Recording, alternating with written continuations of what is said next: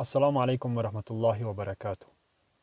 الحمد لله رب العالمين حمدا كثيرا طيبا مباركا فيه، والصلاة والسلام على أشرف الأنبياء والمرسلين نبينا محمد وعلى آله وصحبه أجمعين. أما بعد. ګران وروڼو او خویندو، نن یو ډیر ښه حدیث ویایو او ګورو چې رسول الله صلی الله علیه وسلم موږ ته څه ویلي دي، او آیا موږ په دو حدیث باندې تر اوسه عمل کړی که مو عمل په پرېښی دی، او که چیرې موږ عمل پرېښی دی په دو حدیث باندې، نو باید د نن نه وروسته باید موږ تاسو په دو حدیث باندې عمل کړل شروع کړو. رسول الله صلی الله علیه وسلم ویایي چې المؤمنون كرجل واحد، المؤمنون كرجل واحد. ټول مؤمنان چې دي دا داس دی لکه یو جسد، یو بدن. د ټول مؤمنان داس دی لکه یو سړی، لکه د یو سړي بدن. ان اشتکى عینه، کله چې د دغو بدن سترګه په درد راشي، اشتکى كله، ټول وجود یې ناارامه کیږي، د غوسه ټول وجود یې په درد راځي.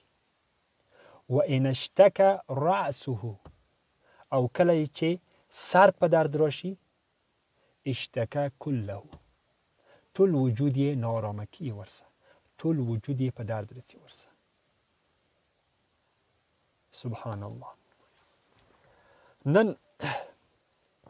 موږ تاسو د مؤمنانو سره د یو بل سره دښمني لرو. په څه شي باندې؟ په دنیوي شانو باندې، په دنیوي موضوعاتو باندې، نه دا چې په دینی موضوعاتو باندې. په دنیوي معاملاتو باندې موږ د یو بل سره دښمني لرو، او موږ په دو خوشاله کیږو چې یو بل مؤمن ته ضرر ورسي. موږ په دو خوشاله کیږو چې یو بل مؤمن ته زیان ورسي، نقص ورسي، بی آبرو شي. نو موږ تاسو په دو باندې عمل نه دی کړی. نن موږ تاسو د کافر په مقابل کې نرم یو، او د مؤمنانو په مقابل کې سخت یو. نو چیرته دی د موږ عمل په دو حدیث باندې؟ ټول مؤمنان چې هر چیرې وي، که په افغانستان کې وي، که په پاکستان کې وي، که په اروپا کې وي، که په امریکا کې وي، که په هر مملکت کې وي، دغه سیاسي مرزونه چې فعلا دي د اسلامي ممالکو په مابین کې، دا باید دغه مؤمنان د یو بل څخه جدا نه کړو، او جدا کولی هم نشي. موږ ټول سره لکه د یوه سړي جسد، لکه د یوه انسان بدن غوندې یو. بل مؤمن ته چې کله غم ورسي، داس دی لکه موږ ته چې رسېدلی دی. بل مؤمن ته کله خوشحالي ورسي، داس دی لکه موږ ته چې رسېدلی وي. د بل مؤمن په خوشحالي باندې باید موږ خوشحاله شو، د بل مؤمن په غم باندې باید موږ غمګینه شو. موږ په خپلو کې څه دښمني. نو په دو حدیث باندې موږ عمل نه دی کړی. د نن نه ورځ تر څو چې په دو حدیث باندې موږ عمل وکړو. المؤمنون كرجل واحد، المؤمنون كرجل واحد ان اشتكى عینه اشتكى كله. مؤمنان داس دي لکه یو جسد. نو کله چې سترګه په درد راشي، ټول وجود یې په درد رسي، او ټول وجود ورسره ناارامه کیږي. کله چې د موږ بل مؤمن ته که چیرې په فلسطین کې وي، په غزه کې وي، که په پاکستان کې وي، که په ایران کې وي، که په هر مملکت کې چې وي، چې مؤمن وي، د موږ تاسو ورور دی. چې مؤمن وي، د موږ تاسو خور ده. که غم ورسي، موږ باید په غمګینه شو. که درد ورسي، موږ باید په دردمن شو. موږ باید دعا ورته وکړو. دی داسې دی لکه د موږ د وجود اعضا.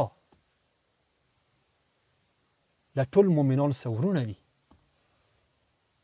الله سبحانه وتعالی په قرآن کریم کې ویلي دي چې مؤمنان د یو بل سورونه دي. نن موږ تاسو مؤمنان مسلمانان د یو بل سره په جنګ کې یو، په ځای د دو چې دغه ټول مؤمنان مسلمانان لکه یو جسد، لکه یو موټی یو باید شي، او د کفارو په مقابل کې باید سخت وو، د کفارو په مقابل کې باید ودرو، نه چې د خپل په مابین کې د خپل ورونو په مقابل کې ودرو. نو په دو حدیث باندې باید موږ تاسو ان شاء الله تعالی کوشش وکړو چې عمل وکړو، او کوم شی چې موږ ځان ته غواړو بل مؤمن ورور ته وغواړو، بل مؤمن خور ته وغواړو. المؤمنون كرجل واحد إن اشتكى عينه اشتكى كله وإن اشتكى رأسه اشتكى كله. بل حدیث د رسول الله صلی الله علیه وسلم وی چې مسلمان نه دی هغه شی چې ځان ته غواړي خپل ورور ته ونه غواړي.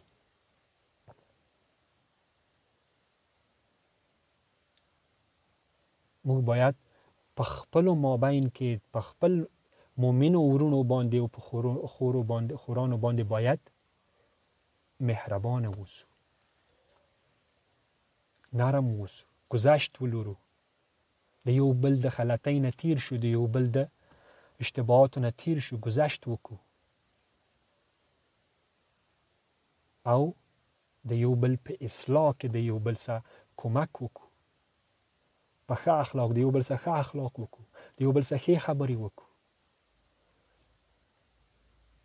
په عادي خبرو باندې باید مؤمنان د یو بل سره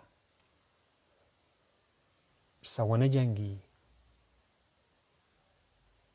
یو بل سره خراب نه کو. سبحانك اللهم وبحمدك أشهد أن لا إله إلا أنت أستغفرك وأتوب إليك. السلام عليكم ورحمة الله وبركاته.